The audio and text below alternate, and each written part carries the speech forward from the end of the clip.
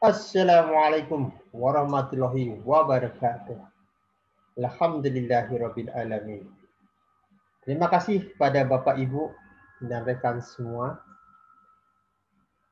Program ini dikembangkan oleh Yayasan Zoka dan ingin mengajak Bapak Ibu terlibat di dalam kegiatan yang akan kami presentasikan. Mudah-mudahan kita bisa bekerja sama. Nah, Bapak Ibu, kami dari Yayasan Zoka, Suara Kasim Hasan, punya program namanya program sertifikasi mental health coach. Mental health coach itu sebuah, mungkin Bapak Ibu pernah mengenal coaching ya, tapi coaching ini diadakan pada mental health.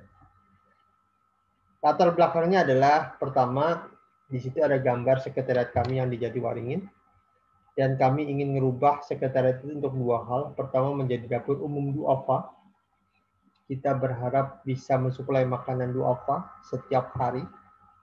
Mudah-mudahan bisa mencapai 500 nasi bungkus setiap hari ya. Dan ini menjadi dapur umum. Dan yang kedua, kami ingin membuat lembaga usaha atau bisnis para difabel. Jadi inkubasi bisnis membina para difabel di sana, karena saat ini terutama tunanetra ya, mengalami dampak ekonomi yang sangat berat. Ya. Mereka kan rata-rata pemijat dan sekarang orang takut pijat karena COVID ya. Sementara mereka juga butuh dana untuk menghidupi keluarga ya. Dan mereka itu mirip dengan kita Bapak Ibu. Mereka punya kewajiban memberi nafkah pada keluarga. Gitu. Bedanya mereka mencari dalam gelap. Nah cuma kami di Zoka itu punya tradisi tidak suka meminta murni. Jadi minta-minta itu nggak suka gitu. Karena kami ingin membina juga para binaan di bawah kami, ada dua tunanetra, untuk sebisa mungkin tidak mengemis. Sebisa mungkin bertukar. Nah, kami bertukar ilmu dengan Bapak Ibu. Bapak Ibu kami dalam kehidupan sehari-hari, kami memberikan pelatihan, uang pelatihannya digunakan buat kegiatan kami, sosial dan sebagainya. Nah, untuk kali ini, kami sengaja mengembangkan ini, program mental health coach ini dalam rangka membangun tim Altama. Altama itu singkatan dari alih tugas mandiri. Dan ini adalah sebenarnya program WHO, bahasa Inggrisnya namanya TSP atau Task Shifting Program. Jadi Task Shifting Program itu pertama kali dijalankan di negara Afrika ya, Kenya, Gambia, Nigeria dan sebagainya. Awalnya karena di sana banyak sekali orang sakit ya, dan tidak bisa ke dokter karena jaraknya jauh. Dan rumah sakit segala jaraknya jauh, fasilitas terbatas. Gitu. Juga dokter terbatas. Jadi kemudian WHO mengembangkan namanya TSP atau Task Shifting Program, atau bahasa Indonesia tadi sudah saya sebutkan ya, Altama namanya alih tugas mandiri. Program ini dibuatlah jadi mencetak masyarakat biasa, diajarkan bagaimana mengukur tensi, bagaimana penanganan awal terhadap sakit dan sebagainya. Sehingga di Nigeria atau di beberapa negara, mereka itu dekat rumahnya ada tenaga relawan yang dibangun, yang dilatih, terampil, punya kualitas, punya skill, mumpuni untuk menyelesaikan tantangan awal. Jadi orang itu kalaupun harus dibawa ke rumah sakit, posisinya sudah posisi yang aman untuk dibawa ke rumah sakit ya. Jadi sudah ditangani awal gitu. Nah, ini menarik karena program ini disebut program inovatif ya. WHO dipuji banyak lembaga gitu karena berani mendidik orang biasa yang non medis untuk melakukan tindakan medis ya gitu. Walaupun tetap dengan pengawasan dan pelatihan yang kontinu. Kemudian WHO bergerak karena konsep WHO tentang kesehatan itu selain fisik gitu, juga mental dan sosial. Jadi kemampuan membangun komunitas, bergaul dengan sesama dan sebagainya gitu. Sehingga kemudian bergeraklah WHO untuk kesehatan mental. Gitu. Sama programnya mencetak orang, kemudian diturunkan ke masyarakat gitu. Orang-orang ini yang diterjunkan itu mereka menjadi duta kesehatan mental ya.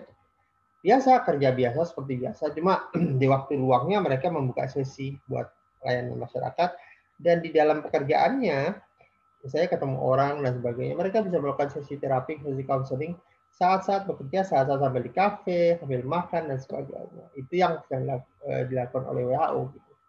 Dan mereka punya skill yang mumpuni untuk itu. Itu disebut dengan task shifting program Altama, kalau bahasa Indonesia-nya. Nah, kemudian karena berhasil dikembangkan mulai di Amerika dan Inggris. Mengapa? Walaupun di Amerika itu pengembangan ilmu psikologi berkembang di sana, tapi kondisi kesehatan mental masyarakat sana tidak terbangun dengan bagus. Mengapa? Karena orang sedikit mau ke psikolog, mau datang ke konseling itu tidak minat, tidak terlalu minat. Selain karena biayanya mahal, mereka rata-rata tidak terbuka untuk itu. Dan yang menarik, mereka lebih suka cerita itu ke tukang cukur, ke bartender, dan sebagainya. Sehingga mereka kemudian mengajak para bartender, para mereka yang suka ngobrol, para pastor, para agamawan, semuanya diajak, dilatih tentang kesehatan mental. Jadi melalui mereka lah, mereka sambil ngobrol, mereka menggunakan teknik-teknik tertentu, gitu, sehingga orang itu bisa rilis ya secara mental. Gitu. Bahkan di Inggris ada sebuah program pelatihan untuk para tukang cukur, pelatihan psikologi secara mental. Dan yang mengembangkan bahkan sampai awalnya LSM, kemudian dukungan pemerintah dan sebagainya, karena terlihat memberi dampak ya pada kehidupan kita. Dan itu yang kita akan lakukan. Jadi kita akan mengembangkan, Joka akan ikut terlibat. Sambil kita galang dana, kita juga mau mencetak para mental health coach atau mereka para relawan yang mau nanti belajar sekaligus juga terjun ke masyarakat menjadi duta kesehatan Zoka, gitu, duta kesehatan mental Zoka, dan membangun dan mengembangkan serta membantu orang merilis beban mentalnya. Bapak Ibu tidak harus keluar kerja, Bapak Ibu tetap berada di sesuai dengan kompetensi masing-masing, gitu, tempat kerja, tapi sambil jalan. Ada waktu mungkin di weekend segala, sambil beramal, buka sesi, orang bisa datang dan diskusi, counseling, dan sebagainya. Kalaupun Bapak Ibu ingin menjadi profesional, nanti kita berikan juga posisi itu. Jadi misalnya, Bapak Ibu boleh buka secara profesional, secara komersial jual, tapi nanti ada di waktu 1 hari atau 2 hari dalam seminggu, Bapak Ibu buka untuk doa apa atau mereka yang membutuhkan. Kembali Bapak Ibu nanti juga akan dilatih sambil ngobrol, sambil jalan, melakukan sesi terapi ya. Tidak harus formal datang ke tempat Bapak Ibu. Nah, Bapak Ibu paham mengapa ini diperlukan? Indonesia sebenarnya saat ini sedang masuk pada kondisi darurat mental, darurat kesehatan mental. Jumlah bunuh diri Indonesia, Bapak Ibu, 10.000 jiwa per tahun. Setara dengan 40 menit satu orang, satu jiwa hilang karena bunuh diri. Ini data kami sebutkan di situ, data di tahun 2013 itu, karena penduduk Indonesia masih 250 juta. 19 juta jiwa itu stres atau masuk dalam kondisi yang disebut dengan ODKM. Kan ada ada orang dengan kondisi kesehatan jiwa yang tinggi, itu orang-orang yang disebut dengan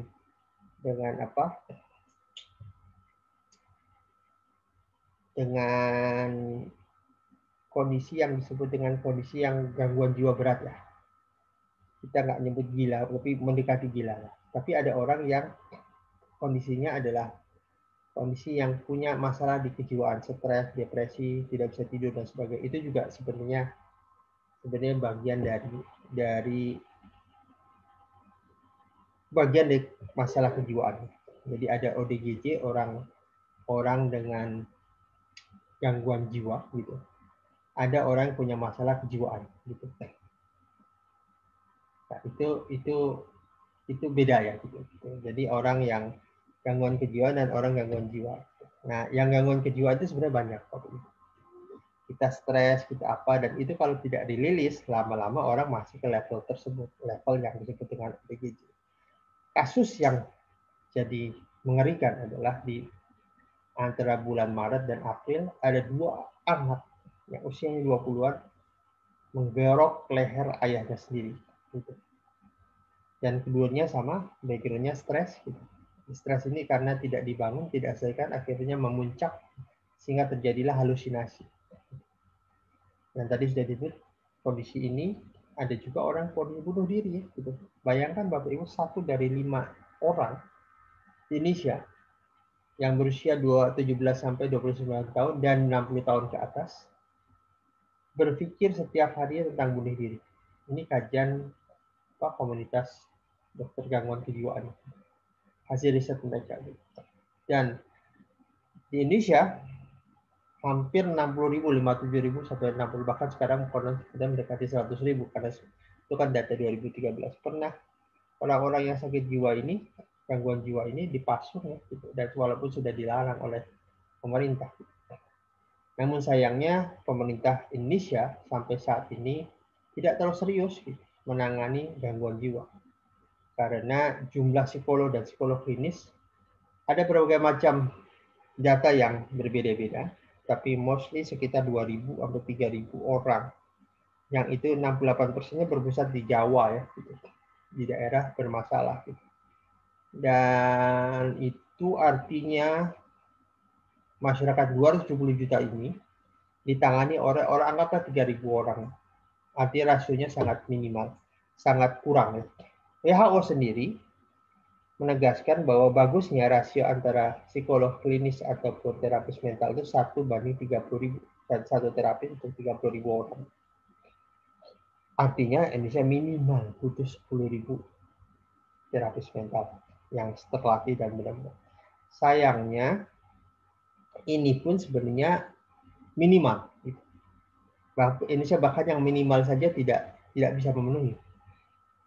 Negara maju seperti beberapa negara, bahkan India saja ingin mengejar komposisi 1:1000 orang. Dan ini artinya Indonesia butuh sekitar 270.000 orang yang akan disebar semua, jadi nggak hanya di Jawa. Berbekal itulah kami dari Zoka, sambil kita galang dana, kita ingin mengejar membangun tim relawan kesehatan mental atau duta kesehatan mental ya, kami menyebutnya gitu, DKM, duta kesehatan mental. Targetnya adalah membangun sebuah komunitas yang bisa merilis beban mental masyarakat dan mengkampanyekan sehat mental. Sehat secara mental karena banyak orang tidak peduli kesehatan mental. Yang dilupakan adalah kesehatan mental itu punya berdampak banyak pada kehidupan. Baik LGBT, kriminalitas dan sebagainya dampak dari kesehatan mental. Bahkan korupsi juga sebenarnya bagian dari lemahnya kesehatan mental seorang. Jadi orang yang korupsi itu kan sebenarnya dia membatasi opsi tentang meningkatkan kekayaannya. Dan opsinya hanya korupsi. Dan bukan mereka tidak tahu bahwa korupsi itu berbahaya atau korupsi itu merusak kehidupan masyarakat. Tapi memang karena pikiran dan mentalnya membangun sebuah barrier terhadap hal-hal terbaik dalam hidupnya, gitu. Akibatnya dia hanya mempunyai opsi sedikit. Salah satu orang yang punya keterbatasan mental adalah keterbatasan dalam memilih opsi-opsi tindakan. Itu yang terjadi. Harapan kami dengan ini, program ini akan banyak orang terlibat dan banyak orang membantu orang lain. Indonesia Darurat Kesehatan Mental ini yang kami soundingkan dan memang benar posisinya Bapak Ibu. Mental kesehatan ini posisi yang kami laporkan di sini adalah posisi sebelum COVID. Jangan tanya setelah COVID. Luar biasa meningkatnya. Gitu. Data kesehatan mental Indonesia, lihat saja. 73 juta jiwa gangguan kejiwaan. Nah ini tantangannya. 1 dari 10 orang punya gangguan kejiwaan. 1 dari 5 orang berpikir untuk bunuh diri. Ya, versi meningkat signifikan menurut PDSKJ, Perhimpunan Dokter Spesialis Kedokteran Jiwa. Minimal 15%, maksimalnya bahkan lebih tinggi. Dan ini ciri khas sebuah negara yang tidak peduli akan kesehatan jiwa, tidak punya laporan yang clear. Laporan terakhir riset kesehatan dasar mental itu 2013 dan yang agak update, walaupun tidak semuanya diupdate, 2018. Sampai hari ini tidak tahu perkembangannya, dan menurut PDSKJI memang meningkat. Jumlahnya masih variabel antara 15 sampai 30%. Kita tidak tahu. Pemasungan orang gangguan jiwa itu dianggap solusi tepat bagi masyarakat karena masyarakat tidak paham bagaimana menangani. Gitu. Itu masih ada sampai hari ini. Gitu. Karena dia takut orang kemana-mana kan gitu. Yang berikutnya jumlah bunuh diri Indonesia 10.000, termasuk tertinggi di Asia Tenggara. Bayangkan Bapak Ibu, Indonesia ini masjid puluhan, bahkan jumlahnya 800.000 masjid menurut Dewan Masjid Indonesia ya gitu. Tapi mengapa jumlah dirinya terbanyak di Asia Tenggara, itu pertanyaan yang harus kita jawab. Mengapa? Apa yang dilakukan oleh para ustadz-ustadz ini? Apakah kurang? Kalau kurang, saya tidak mungkin. Di YouTube puluhan, bahkan ustadz-ustadz itu banyak banget di situ, tempat belajar. Mengapa itu tidak terjadi? Itu juga harus kita kajian. 91% orang masalah kejiwaan gitu. Ya, tadi kan kita cerita ya, ada ODGJ, orang dengan gangguan jiwa, ada orang dengan masalah kejiwaan atau ODMK gitu. Jadi ODGJ dan ODMK itu berbeda ya. ODGJ tadi sudah gangguan jiwa. Nah, ODMK ini adalah orang dengan masalah kejiwaan ini 91% tidak tertangani. Dan kalau tidak tertangani, dampaknya pada kehidupan besar. Bisa saja dia berkonversi menjadi ODGJ, orang gangguan jiwa, atau dia melakukan tindakan destruktif, kriminal dan sebagainya. Nah, langkah yang paling ringan adalah berpengaruh pada kehidupan keluarga. Ada kasus orang baru kena PHK, COVID, dan dia tidak menangani, dia bengong seharian di rumah. Kayak seperti apa, bahkan makan aja dipaksa gitu. Istri dan anak-anaknya bingung karena mereka butuh makan, sementara kepala keluarganya bengong. Dan itu nggak ada yang nangani, karena juga ke rumah sakit lumayan. Mereka hidup dari pesangon, tapi saya tidak tahu nasib mereka karena pesangon mereka mungkin hanya cukup sampai akhir 2020. Undang-Undang Nomor 18 tahun 2014 sebenarnya sudah seperti konsep WHO, bangun kesehatan fisik, mental, dan sosial, tapi aplikasinya belum ada. Bahkan tidak semua puskesmas, karena di undang-undang ini sebenarnya dari mulai puskesmas sampai rumah sakit ada dokter kejiwaan. Tapi mungkin karena jumlahnya sedikit, jadi banyak puskesmas yang tidak punya dokter kejiwaan, termasuk di Jakarta, Jabodetabek, apalagi di daerah. Berikutnya, BPJS tidak serius dalam menangani masalah kejiwaan, dan banyak klausul atau opsi-opsi pengecualian yang tidak membuat orang bebas. Jadi salah satunya misalnya orang dengan gangguan kejiwaan yang sengaja merusak diri itu tidak di-cover oleh BPJS. Sementara mereka tidak tahu kalau orang sudah dengan gangguan kejiwaan, artinya ataupun kecemasan ya kejiwaan, dia sering sekali melakukan tidak disadari secara sadar. Bisa saja terjadi merusak diri. Berikutnya, masyarakat kita tidak paham bagaimana menangani, juga tidak bisa membedakan mana orang gila gitu, mana dengan gangguan jiwaan. Jadi orang stigma ini membuat orang jadi ragu untuk datang ke psikolog, psikiater ataupun ke dokter kesehatan jiwa. Nanti takut di dalam masyarakat takut dibully dan sebagainya gitu. Karena masyarakat tidak paham perbedaan ini. Mereka tidak paham bahwa hampir semua orang bisa mengalami gangguan kejiwaan. Kadang stres, terkadang hidup dan sebagainya. Kadang-kadang kita insomnia dan sebagainya. Itu kalau tidak terangani akan berat, baik secara fisik maupun dalam konsep yang lebih luas. Kasus LGBT misalnya, ada anak yang sebenarnya ada kecenderungan karena dia lihat film dan sebagainya, lama-lama kecenderungan orang tuanya tidak aware dengan gangguannya, tidak aware bahwa anak laki-lakinya sudah suka dengan hal-hal yang berbau kewanitaan. Tidak aware dengan perkembangannya, tidak aware dengan internet yang dia klik dan sebagainya gitu. Tidak lama kemudian anak ini jalan-jalan, masuklah sebuah komunitas karena dia lihat ada komunitas yang menyamankan dia menjadi gay gitu. Akibatnya menjadi gay lah dia. Ini nggak aware masyarakat. Tadi sudah sebut berikutnya, 1 dari 5 orang itu berpikir bunuh diri. Tenaga kesehatan mental kita sangat kurang sekali. Psikolog dan psikolog klinis sangat kurang ya. Bahkan psikiater. Bapak Ibu pahami beda psikolog dan psikiater ya. Psikiater banyak menggunakan obat. Yang menurut dari wawasan kami, karena background kami ada di neurolinguistic programming dan basisnya adalah tentang tubuh dan pikiran gitu. Kami bukan menolak obat, kami sangat menghindari obat untuk menyelesaikan permasalahan mental. Namun psikiater kan memang basisnya adalah dokter, jadi lebih ke obat. Jadi kalau ada orang grogi, kasih obat. Kalau kami justru ketika ada orang grogi, telusuri apa yang membuat dia grogi dan bagaimana membangun sumber daya dia agar dia bisa menangani grogi tersebut. Jadi prosesnya adalah proses secara mental. Harusnya begitu ya, menurut kami. Gitu. Saya tidak tahu apakah kami salah atau tidak, tapi itu yang kami lakukan. Itu data kesehatan mental Indonesia ya. Dan harapan kami kita bisa menyelesaikan tantangan darurat ini. Kalau setiap orang di Indonesia ini punya tempat untuk mengadu, untuk secara aman ya, secara aman tuh artinya dia mau bicara apapun santai, mau bicara apapun santai. Satu saat kita kedatangan orang lesbian, dia mengatakan gini, rasanya saya lesbian. Kemudian dia menatap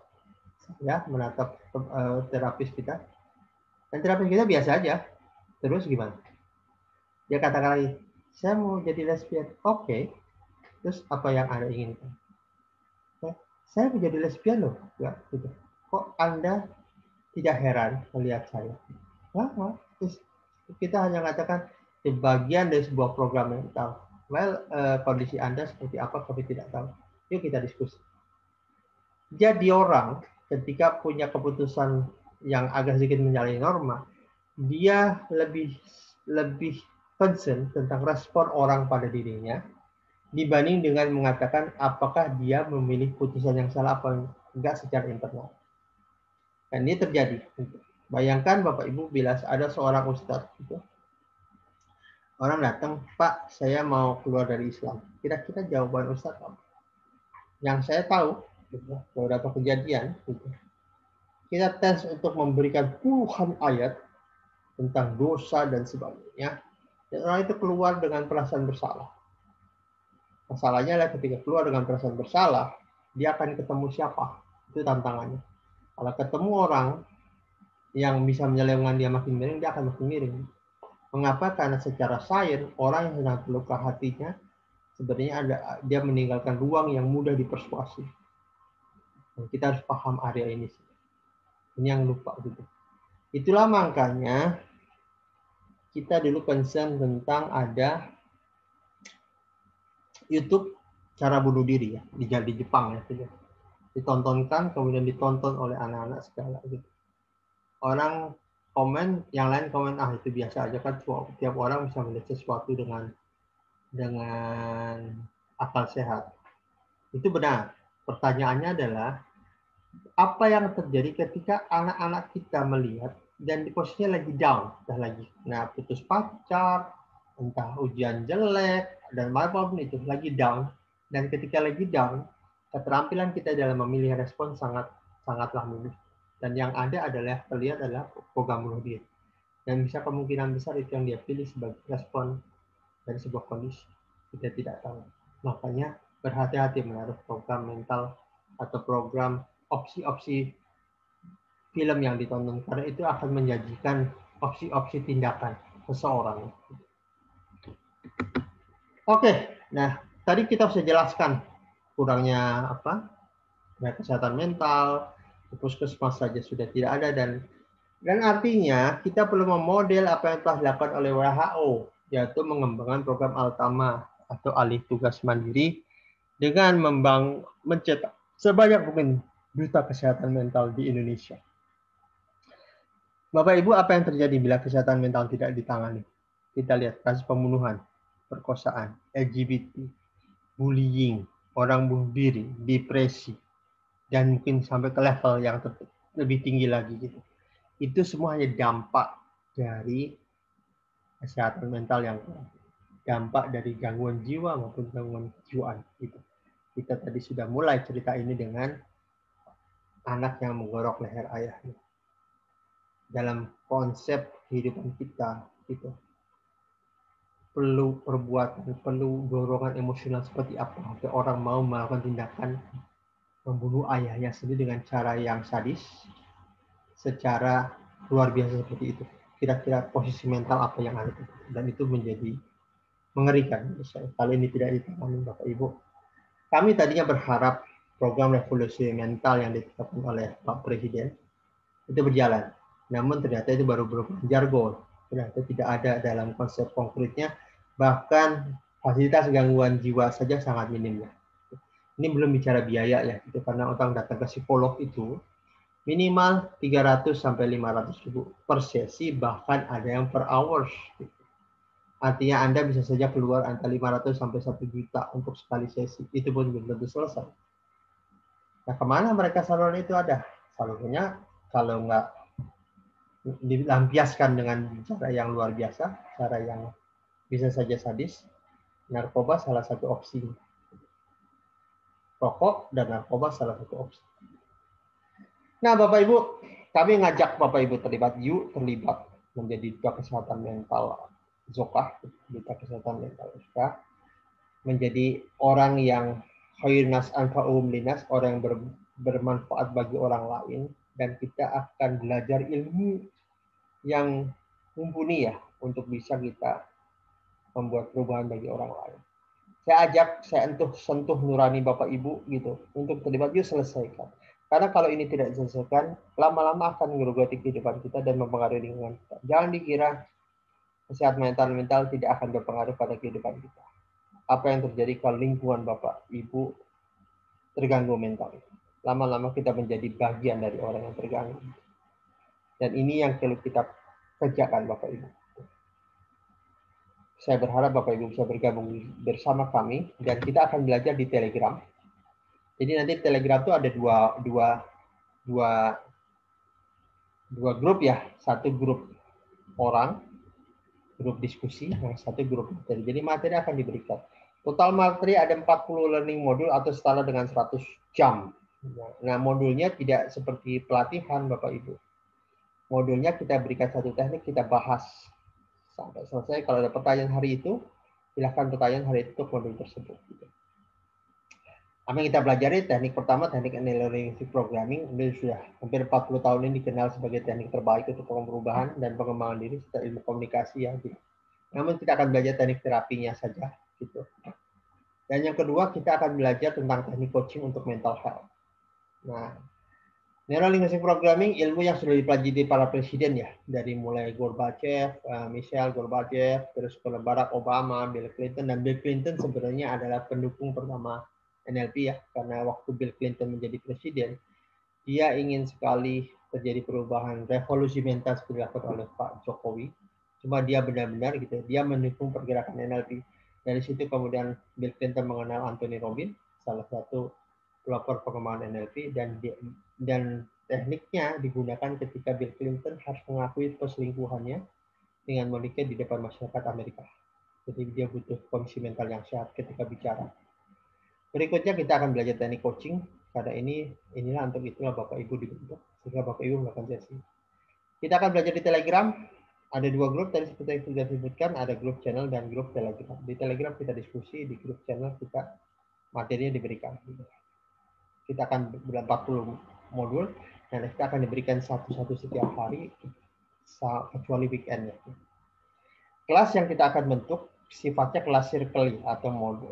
Jadi orang nanti yang pertama gabung, kita sudah belajar nih tanggal 18, tapi nanti tetap ada penambahan siswa di tengah jalan. Karena kami ingin kejar minimal sampai 10.000 orang. Nah, Telegram bisa memuat sampai 100.000 orang, kalau bisa 100.000 lebih bagus. Gitu. Karena semakin banyak semakin bagus. Kami ingin setiap kelurahan ada satu mental health coach ya di setiap satu kelurahan gitu. Jadi kita akan belajar terus selama 3 bulan, membahas materi, mendiskusikan materi, dan grup itu akan dipertahankan untuk mendiskusikan apapun kasus di lapangan. Jadi kita bareng-bareng nanti selesaikan kasus. Tidak ada guru, tidak ada murid di sini. Kami nanti hanya memberikan instruktur untuk memberikan, sisanya instruktur malah akan jadi teman, akan diskusi berbagai macam kasus di lapangan. Itu yang kami harapkan terjadi, dan Bapak Ibu diharapkan terlibat di sini. Gitu. Yuk Bapak Ibu, dan mohon ajak orang lain untuk terlibat. Jadi kalau kita ingin hidup kita lebih bagus, kalau kita ingin hidup kita lebih berdaya, maka bangunlah lingkungan kita yang berdaya. Bangunlah lingkungan kita yang saling menguatkan seorang lain, sehingga secara mental kita sehat, dan secara mental kita saling menopang satu sama lain. Ada istilah lagunya Michael Jackson, "You are not alone." Nah, itu maksudnya kita. Jadi kita tidak sendiri di hidup ini. Kita bisa bergabung dengan masyarakat muslim lainnya. Yuk hand in hand, bangun masyarakat lebih baik.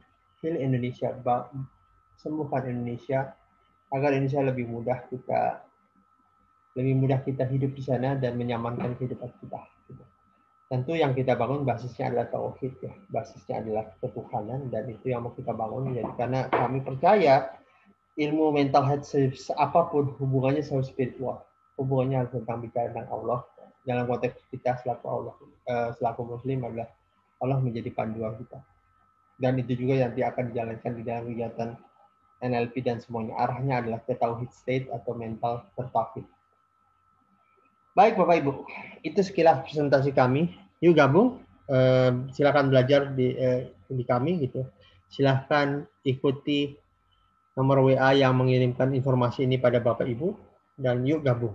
Yuk berbuat sesuatu agar Indonesia lebih baik, lebih enak ditinggali, dan kita saling menopang satu sama lain. Sekian dari kami, mudah-mudahan presentasi ini menarik Bapak Ibu, dan kami mengajak yuk gabung menjadi duta kesehatan mental bersama kami. Sekian dari kami, mohon maaf tidak ada salah. Assalamualaikum warahmatullahi wabarakatuh.